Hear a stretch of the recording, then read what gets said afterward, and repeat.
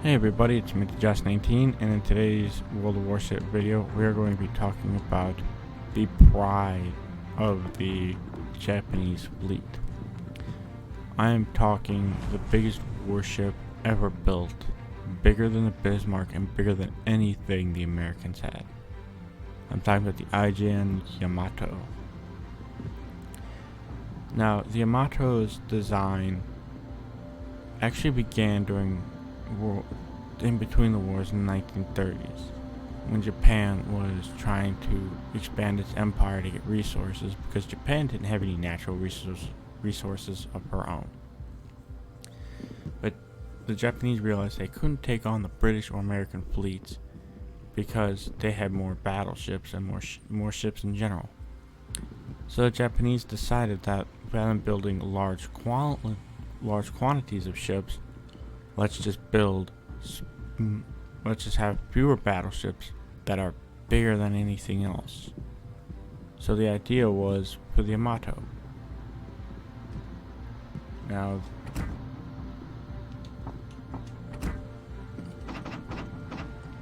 the Yamato is the biggest warship of World War II and the world's largest battleship. Yamato was designed around the idea that an individual ship could have a superiority over any battleship of a potential enemy. Her main guns had overwhelming firepower. The ship maintained a very high level of survivability due to reliable armor and robust torpedo protection. Yamato's AA capabilities were highly effective due to carrying numerous AA artillery guns. She entered service in 1941, and it says there were 4 ships in a series, but only 2 were actually complete. One was cancelled in the middle of being built, and the other was converted into an aircraft carrier. And the 2 that actually became battleships were the IJN Yamato and her sister ship, the IJN Musashi. Now, both the Yamato and the Musashi both saw little action during World War II, despite having an advantage in firepower and armor protection. And the reason for this is the Japanese realized that, and actually the Germans realized this too, that they were obsolete.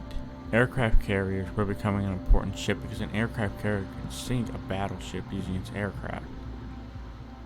And Admiral Yamamoto realized this, and since this was his flagship, it spent most of the war in 2 different bases.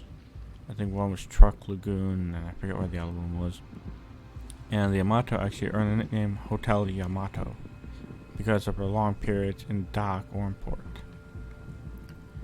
And while she was in dock and port, Admiral Yamamoto used her as his command ship, and the Musashi took over the role of flagship for the Japanese combined fleet. Now you will note that each ship, both battleships, cruisers, and aircraft carriers, have that golden sun on the bow. That represents the rising sun, and destroyers and submarines didn't have those, only heavy cruisers, battleships, and carriers. The Yamato class were a bit bigger than normal. During World War II, however, the Yamato only fired her main guns, which were said to be so powerful and so big when they fired the very earth shook. She only fired them once, hitting an American aircraft carrier and sinking it. Other than that, she never really saw any other action other than it was a Battle of Leyte Gulf. I think that's a battle. With the Musashi, the Yamato took 2 bomb hits, but she survived them, but she was vulnerable to 2 torpedoes, so she withdrew, and the Musashi ended up having everything thrown at her, and she ended up going down, so only the Yamato survived the battle. During the end of the Yamato's life, Operation Tengo, when the Americans were invading Okinawa, Japan, the Japanese sent the Yamato and a fleet of escort ships to Okinawa with only enough fuel to get there. Her purpose was to destroy as many enemy ships as she can, and if she had to, be beached and turned into a guns platform. She didn't make it there though, because she was spotted by an American scout plane, and over 400 aircraft actually rained torpedoes and bombs down on the Yamato, and the Americans figured out that if you attack only one side of the ship can't right itself, and it sunk. There were 2 explosions when the Yamato went down, one in her stern and the other in the middle of the hull. One U.S. Navy pilot at that time had reported that after the Yamato blew up, you could still see pieces of the ship flying into the air. He recalled it like a haystack on fire. Now, the Yamato currently lies in 2 pieces. Her stern is lying upside down on the ocean floor, and her bow is currently sitting at a slight angle, but you can still make out the gold rising sun on the bow.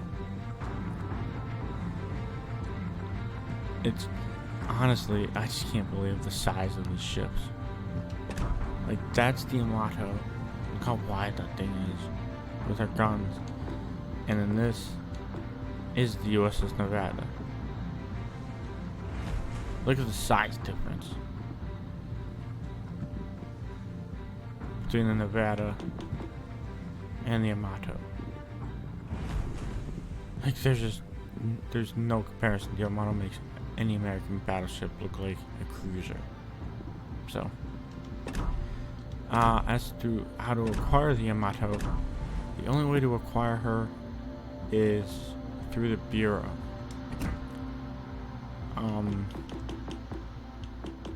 I've researched, it should take about 70 days to do it if you have everything. I didn't, so it took me almost a year because I also stopped playing it.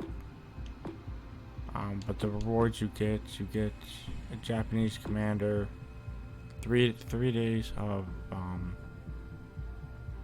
primary membership, whatever those things are, supplies, 250 gold coins, more 10 of those things, another crate, whatever those things are, 500 gold coins, a promotion order, a reward, and finally the Yamato itself.